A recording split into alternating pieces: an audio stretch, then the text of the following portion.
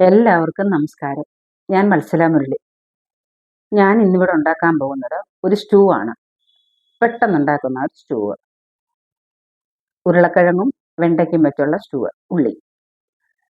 നമുക്ക് അതിന് വേണ്ടുന്ന സാധനങ്ങൾ എന്തൊക്കെയാണെന്ന് ആദ്യം ഒന്ന് നോക്കാം. വേണ്ടേ ഉരുളക്കിഴങ്ങ്, ഒരു 2 ഉരുളക്കിഴങ്ങ് ഞാൻ എടുത്തിട്ടുണ്ട്. അത് തൊലി കളഞ്ഞ് കഴുകി വൃത്തിയാക്കി കഷ്ണിച്ച് വെച്ചിട്ടുണ്ട്. പിന്നെ ഒരു 5 വെണ്ടയ്ക്ക നേരിട്ട് വെള്ളത്തിലോട്ട് ഇടുന്നില്ല, നമ്മളൊന്ന് ലേശം എണ്ണയിൽ അതൊന്ന് വഴറ്റി വെച്ചേക്കുക. അത് നമുക്ക് ലാസ്റ്റ് ഇട്ടാൽ മതി. പിന്നെ ചുവന്നുള്ളി ഒരു 25 ഒരു ചുവന്നുള്ളി, 25 കഷ്ണം ചുവന്നുള്ളി. അതൊരു 150 ഗ്രാം വരും. ഒരു ചെറിയ 2 സവാള, അല്ലെ ഒരു വലിയ സവാള, ഒരു 4 പച്ചമുളക്. ഇത്രയാണ് നമുക്ക് കഷ്ണങ്ങൾ. പിന്നെ അതിന് ചേർക്കാനുള്ള മസാലപ്പൊടി, മല്ലിപ്പൊടി, മുളക് പൊടി, മസാലപ്പൊടി, പെരുംജീരകപ്പൊടി മാത്രമേ ചേർക്കത്തുള്ളൂ ഇതിന്. അങ്ങനെ മസാലകൾ. പിന്നെ ഉപ്പ്. പിന്നെ കടുക് വറക്കാൻ ചുവന്നുള്ളി ചെറുതായിട്ട് വട്ടത്തിലരിഞ്ഞ് വെച്ചേക്കുന്ന അതങ്ങനെ ചുവന്നുള്ളി വേണം നമ്മൾ കടുക് വറക്കാൻ. ഒരു പ്രത്യേക മണവും ടേസ്റ്റും ആയിരിക്കും. പിന്നെ ഉണക്കമുളക്, കടുക്, വെളിച്ചെണ്ണ. പിന്നെ നമ്മൾ 1-ാം പാല്, 2-ാം പാല്, ഒരു വലിയൊരു മുറി തേങ്ങ എടുത്തിരിക്കുന്നു. അതിൽ 1-ാം പാല്, 2-ാം പാല്, 3-ാം പാല്. നമുക്ക് ഈ 3-ാം പാലിൽ ഇതൊക്കെ ഒന്ന് വേവിച്ചെടുക്കാം ആദ്യം. അത് കഴിഞ്ഞ് പിന്നെ നമുക്ക് ബാക്കി കാര്യങ്ങൾ നോക്കാം.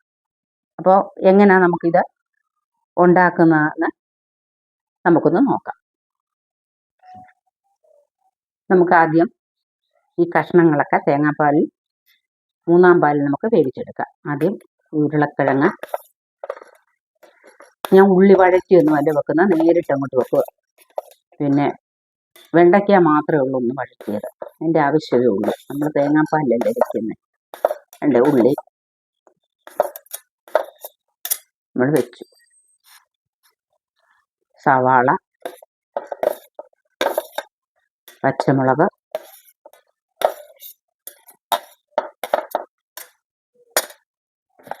പിന്നെ നമുക്ക് ഒരല്പം മുളക് പൊടി, പച്ചമുളക് ചേർത്തിട്ടുണ്ട്. ഒരു കളറിന് കാര്യമല്ലേ, ഇത് ഒരു കളറ് കാണത്തില്ല, ഒരു ചന്ദന കളർ കിട്ടണം നമുക്ക്. അതിന് നമുക്കൊരു തുള്ളി മുളക് പൊടി, ഒരു പിഞ്ച്, അത് മതി. പിന്നെ മല്ലിപ്പൊടി ഒരു 1.5 ടേബിൾ സ്പൂൺ വേണം. പിന്നെ മസാലപ്പൊടി എന്ന് പറഞ്ഞാൽ പെരുംജീരകപ്പൊടി. നമുക്ക് 3-ാം പാൽ ഒഴിച്ചു കൊടുക്കാം. 3-ാം പാൽ. അപ്പോൾ ഇതൊന്ന് നന്നായിട്ട് ഇളക്കി ഇട്ട് ഇച്ചിരി ഉപ്പ്, ഒരല്പം ഉപ്പിട്ട് കൊടുക്കാം.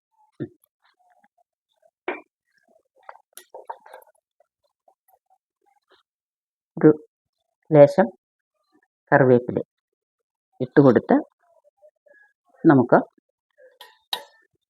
ഇതൊന്ന് അടച്ചു വെച്ച് വേവിക്കാം. നമുക്കൊന്ന് തുറന്ന് നോക്കാം. ഇടയ്ക്ക് 2-3 പ്രാവശ്യം ഞാൻ ഇളക്കി കൊടുത്തായിരുന്നു. ഞാൻ കഷ്ണം വെന്തിട്ടുണ്ടോ എന്ന് നോക്കാം. വെന്തിട്ടുണ്ട്. നമുക്കിനി 2-ാം പാൽ ഒഴിക്കാം.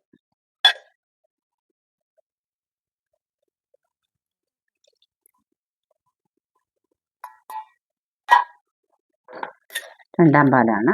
നമുക്ക് 2-ാം പാൽ ഒഴിച്ചു. തീ കുറച്ച് വെച്ചേക്കുവാണ്. ചിലർ ആദ്യമേ 2-ാം പാലിലാണ് വേവിക്കുന്നത്. ഇതിപ്പം 2-ാം പാലിൽ വേവിക്കേണ്ട, 3-ാം പാൽ എടുക്കുന്നത് കൊണ്ട് അങ്ങനെ ഇതാക്കിയത്. അപ്പോൾ ഞാൻ തിളച്ച വെള്ളത്തിലാണ്, തിളച്ച വെള്ളം എന്ന് പറഞ്ഞാൽ ചൂടുവെള്ളം തിളപ്പിച്ച് ആറ്റി വെച്ചാണ് ഞാൻ പാലെടുത്തേക്കുന്നത്. ലേശം ഒഴിക്കാനുള്ളത്. കാര്യം പച്ചവെള്ളത്തിൽ ആക്കണ്ട, പച്ചവെള്ളം ചുവയ്ക്കുമല്ലോ എന്നുണ്ട്. നമുക്കിനി ഒന്നാം പാലും കൂടി ഉപ്പ് നോക്കാം. അതിനു മുമ്പ് ഒരു കാര്യമുണ്ട്. നമുക്ക് ഈ വേവിച്ച് വെച്ചിരിക്കുന്ന വെണ്ടയ്ക്ക അങ്ങോട്ടേക്ക് ഇട്ട് കൊടുക്കാം. വെണ്ടയ്ക്ക ഇട്ടു.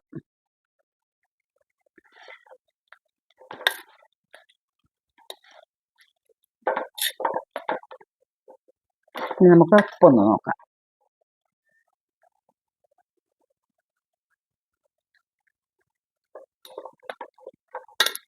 ലേശം ഉപ്പുള്ള.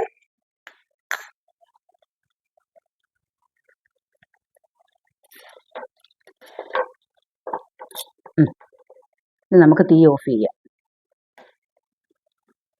തീ ഓഫ് ചെയ്തിട്ട് വേണം നമുക്ക് ഒന്നാം പാലൊഴിക്കാൻ. കാര്യം മൺചട്ടി ആയതുകൊണ്ട് നല്ല ചൂട് കാണും, നല്ല ചൂടുണ്ട്. അതിൻ്റെ കൂട്ടത്തിൽ തിളച്ചുകൊണ്ടിരിക്കുമ്പോൾ നമ്മൾ ഒഴിച്ചു കഴിഞ്ഞാൽ ചിലപ്പം പിരിഞ്ഞു പോകും. ഒരു തുള്ളി ഒന്ന് നമുക്ക് വാങ്ങി വെച്ചിട്ട് ഒഴിക്കാം.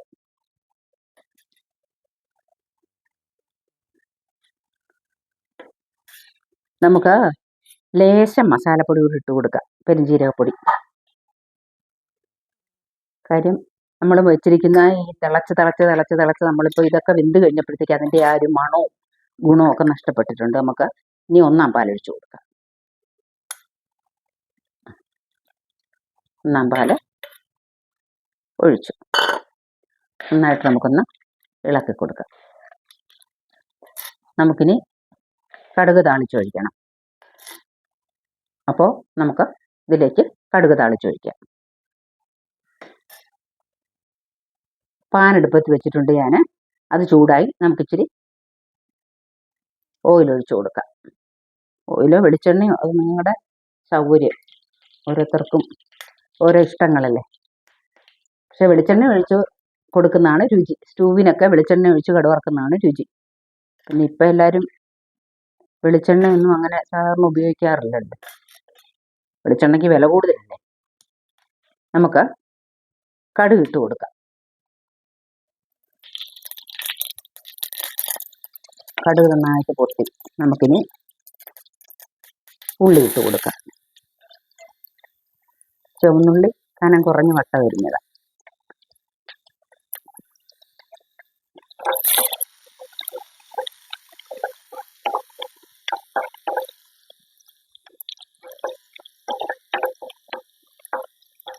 ഇതൊന്ന് മൂത്ത് വന്നിട്ട് നമുക്ക് കറിവേപ്പിലേക്ക് ഇടണം. മുളക് കൂടെ കണ്ടിച്ചിടാണ്.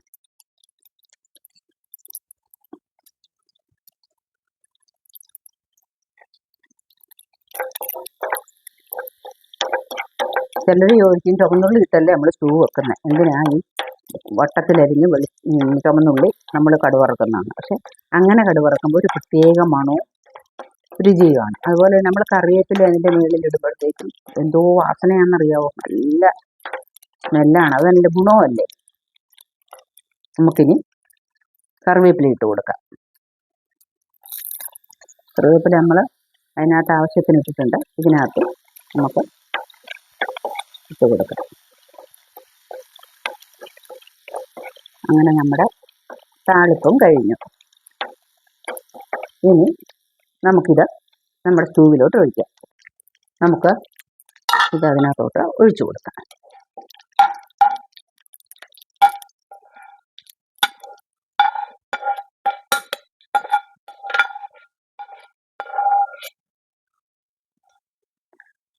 അങ്ങനെ നമ്മുടെ ഉരുളക്കിഴങ്ങ് വെണ്ടയ്ക്ക സ്റ്റൂ റെഡി ആയിട്ടുണ്ട്.